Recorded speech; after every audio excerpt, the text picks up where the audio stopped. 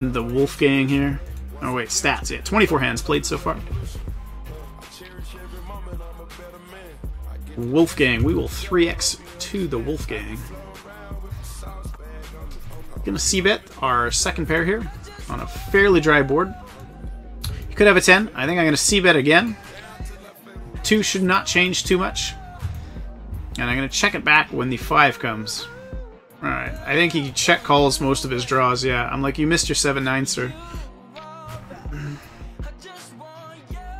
Sorry guys if that's really fast, I know, but it just looks so bluffy.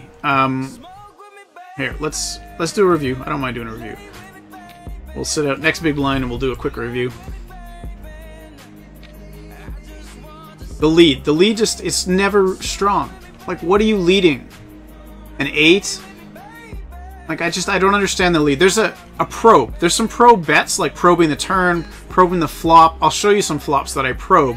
I'll have, like, Queen Jack on 5, 6, 9, or something like that. And it's like a really funky, weird lead, and then you turn a Jack and it's confusing. Then you can check raise. That's a different lead, a probe.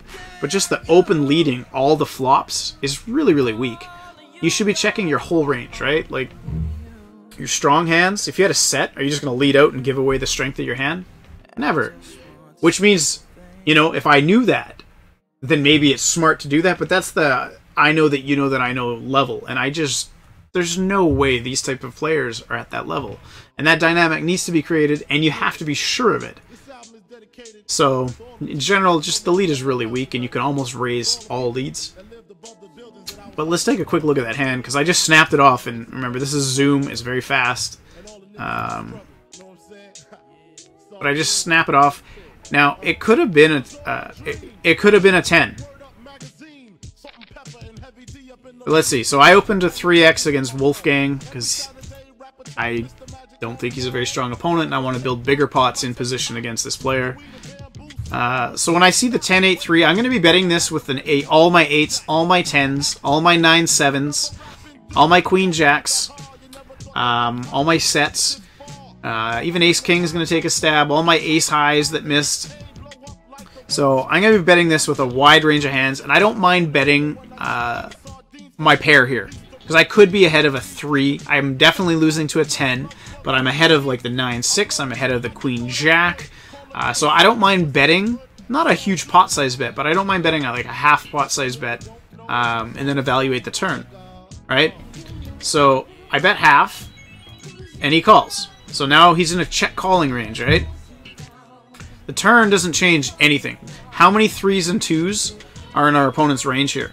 Not many, right? Are you defending 2s and 3s? If so, I hope so. I really hope you're defending the 2-3. We're not worried about the 2-3 combo, the 10-2 combo, the 10-3 combo. The 8-10 is realistic, and all his 10s are realistic. Ace 10, King 10, Queen 10, Queen, or 9-10, right? So he could be doing that and bigger 8s. But when he check calls twice, right? So we bet half again, because I think the 8's still pretty good, and I want to get value from the draws. I'm still losing to the 10s, but I think he would check raise his big 10s and flat call, check call the river with his 10s. So when he leads pot, so the 5 is actually a really good card too. 6-7 misses, 9-7 misses. Again, how many 3-2 combos, 10-3 combos, 8-5s? There's not a lot of 2-pair combos that he could realistically have. If he has a big 8, like an Ace 8 or a King 8, would he ever lead the river here? No, he would check call it off. If he has a big 10, Ace 10, King 10, would he ever lead jam this? No, he would check call it off, right? So this pot-sized lead is I have a big 10 and I have no idea what to do, which it could happen with this caliber of player. Or I missed completely. Oh shit, what do I do? Let's try and bluff for the full amount. That's heavily weighted towards bluffs. That is a large percentage of his range here is I'm bluffing because I don't have any other options. Because if he had a 10 or an 8, he would check call me one more time because he has what's called showdown value, right? So it's an easy call. It's a really easy call, and he shows up with the hand that I thought he had.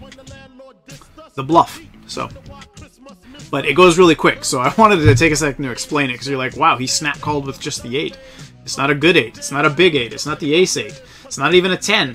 But it's really, really clear when you see this opponent over and over and over, and they keep doing the same things over and over and over. You just go, thank you. But if you'd have check raised the flop and then led the turn with his 7-9, now I'm in a tough spot, and the pot's even bigger by the river. This guy's good. We have a big